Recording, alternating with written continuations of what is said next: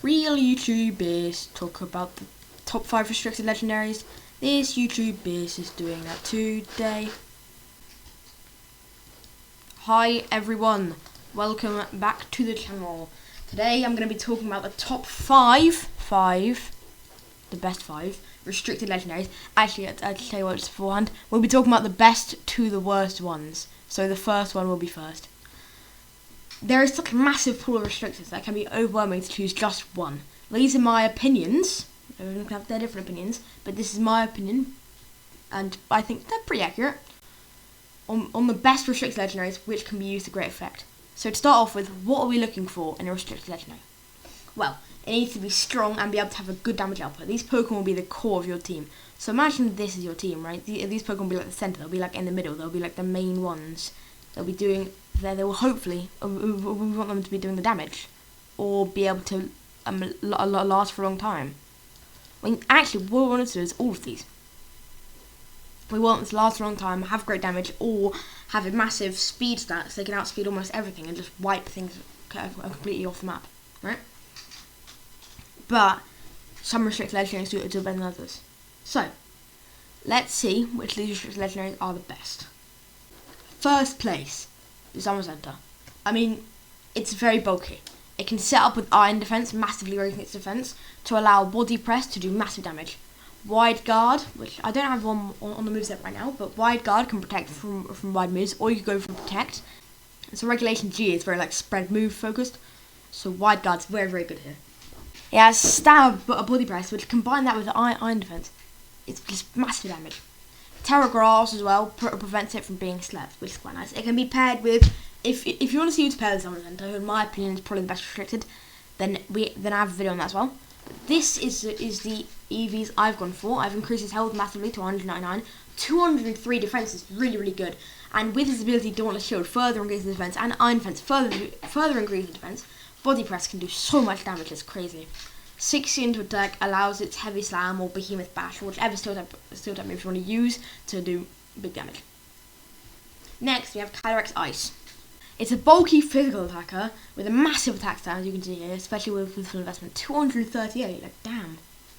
This Pokemon is versatile as it works in and out of Trick Room because it's got a low speed stat, but it's also bulky enough to not be forced to use Trick Room.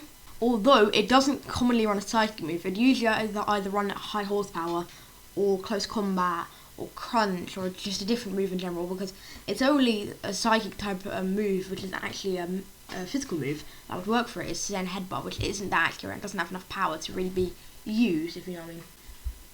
Clear Amulet, which is the item that I've gone for here, prevents other Pokemon from lowering the holder stat stages, right? Which basically means Incineroar doesn't lower his attack stat, but people have gotten around with Pokemon by using a Will-O-Wisp. So if Will-O-Wisp kind of like counters this entire Pokemon, then why is it so high? Well, people have actually been resorting to Terra Fire to be immune to Will-O-Wisp, which is really, really strong, and it's super annoying to play against. Next, we have Necrozma Dawnlings, who is the Trick Room Pokemon. It's the hard Trick Room Pokemon. I would use your own Terra Fairy on it, because, I mean, it helps with the weaknesses, but Terra Psychic can definitely be used in combination with Indeedee to have massive expanding forces. 120 power on both foes, and Terra Psychic is just crazy. Power Herb is usually on it for Meteor Beam in only one turn. You could go for Earth Power and go for a different item though. And Moongeist Beam for a great Ghost Stab. Trick Room served Trick Room, which is its main niche. It's a hard Trick Room Pokemon, and people are underestimating it a lot. It can be so strong and so annoying to play against. I genuinely think this will be one of the most annoying Pokemon soon. I used to hate the Calyrex forms, but Necrozma Dawnwings is just so annoying. If you let it get Trick Room set up, you've just lost the game. And with these massive stats, insane special attack, insane special defense, and a great ability, it's difficult to get around. Next, we have Terapagos, whose brilliant ability is really, like, look at this ability. If full HP attacks taken have 0.5 times effectiveness unless naturally immune. That's brilliant. That's such a good ability. It's basically like having a cold resistance if the first attack you take, which is really, really good. So it can run a Power Herb with a Meteor Beam and can go for Carmine set, or you could go for like Covert Cloak, I think. And you could but you don't have to use Carmine either. You could go for like maybe like Earth Power or a different move.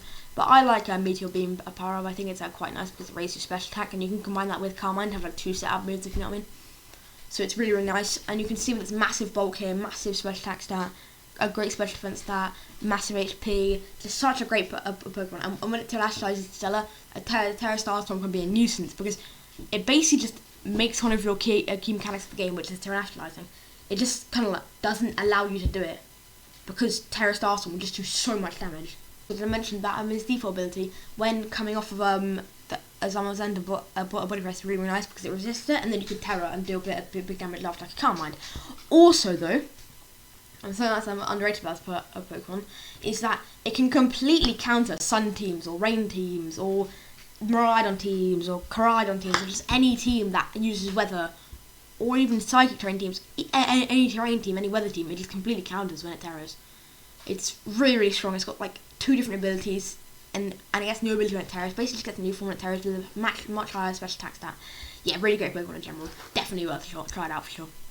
Last on the list we have Calyrex Shadow, who at the start, when this regulation was first released, was absolutely broken. Massive speed stat, massive special attack stat, like really, really solid bulk. And with the Focus Sash, Expanding Force, Terra Fairy, Draining Kiss, Astral Barrage, so much utility going for it. People kind of start to find counters to it now. So it's just not as strong anymore. It can kind of be countered by some Earthly forms, some other things. Zamazenta with the Wide Guard, who's obviously up here. It can kind of be countered quite often now. I'm not saying it's a bad Pokemon by any means. It's still really, really strong, but just not as good. It's not as dominant as it was. It was extremely, really dominant at the start of the regulation though. So yeah, it's definitely a threat, but it's probably the least best one on this list, I'd say, which is why it's 5th. But in terms of, there are still some niche picks for restricted legendaries, like Koraidon is good. That's an honorable mention right there. Miraidon's good. It's, yeah, no other mention. Lunalas are not bad. Both Kyurem forms, I mean, more specifically, Kyurem White isn't that bad, but it's not the best either. I wouldn't recommend it. Zacian is starting to pick up a bit more in usage, but it's still not the best. And I would say that's about it for Pokemon that are great restricted legendaries. I mean, Kyogre is also good, obviously. Groudon's also good, but I think they've kind of just been a bit outclassed now with the introduction of Koraidon, Calyrex, Necrozma, Zamazenta. Yeah, and so in general, these I would say are the best restricted legendaries, and you can look at any of the things that I've put on them, the EVs. So that's one of them I've gone for. I've gone for the Focus Sash. Terra Fairy helps with its weaknesses. Focus Sash to avoid getting O-code. Terrapagos with these, allow him to take a big attacks. You could go for Power Up, you could go for Covert Cloak, and you could go for a Calm Mind set, you could go for Meteor Beam set, you could go for an Earth Power set.